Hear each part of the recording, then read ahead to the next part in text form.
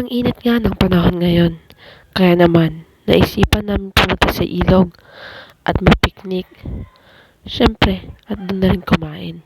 Pero bago ang lahat, umpisan muna natin kung saan tayo nagsimula.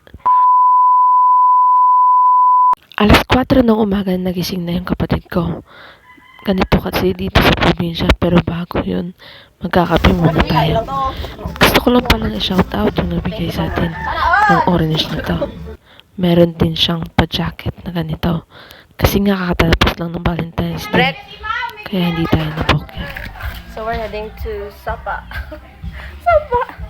Na naman, pangatlong beses na natin to, guys. So, iba na naman yung mga kasama natin. Ayan.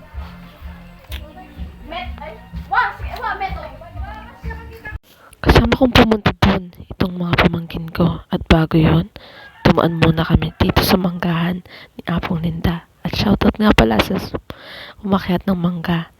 At ito ang ating mga kasama. Pagkatapos ng ilang taon, charot lang, natapos na rin pangunguha ng mangga. Kaya naman, at ito nga pala yung dadaanan papunta doon sa Sapa na pupuntahan natin. At alam nyo ba, isa sa mga produkto nila ay yung mangga. Yung medyo mahabang mangga. Ano bang tawag doon? Paho? So maya-maya, nandito na kami sa Patangwe na tinatawag rin nila. At pagdating nga namin, merong mga infrastruktura na nakalagay dito. At ang unang pangyayari dito ay kung saan kami magsistay o saan kami maglalagay ng aming mga gamit. Una nga pumunta kami dito at yung iba naman ay nagpapa-apoy na dahil susumpa daw ng tilapia. Shoutout nga pala sa magaganda at gwapo kong mga kasama. Minsan napapaisip rin talaga ako. Masarap din pala at maganda kapag meron kang bagong mga nakikilala. Kumuha na rin pala ako ng permiso sa kanila. Hindi ko kasi ugaling mag-video kapag walang permiso sa mga taong pinivideo ko.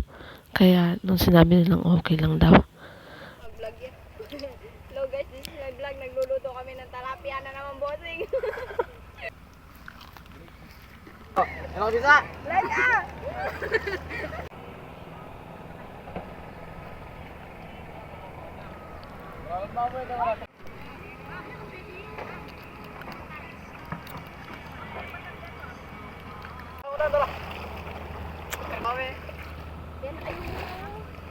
Guys! Nandito kami sa ilog. Sa Sapa. Kasama natin si Derek. Lamig. Guys! Hi vlog! So minsan maganda rin ganito guys, yung dito kayo sa ilog, nagme-meditate, at wala kang ibang maririnig dito is yung huni lang ng ilog. And yung kasama mo, ayan.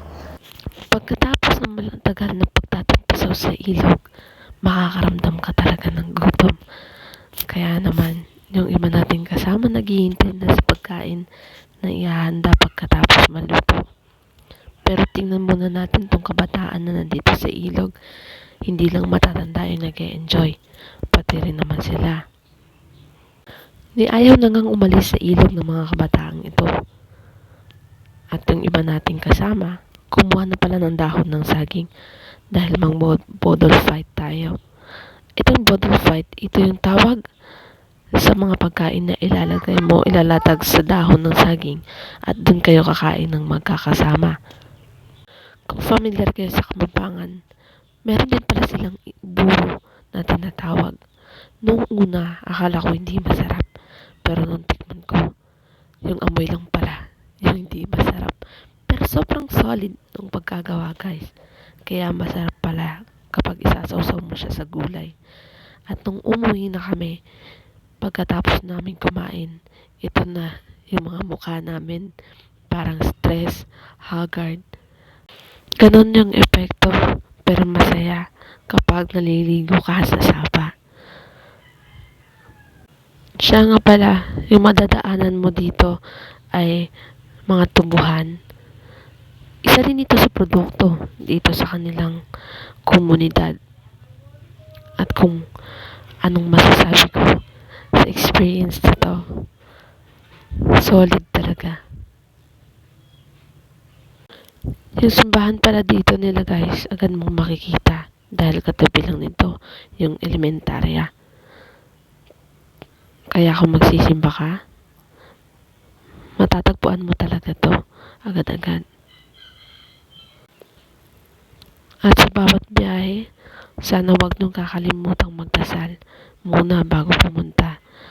At dito na nagtatapos ang aking video. Sana ay nagustuhan nyo. Hanggang sa muli. Paalam.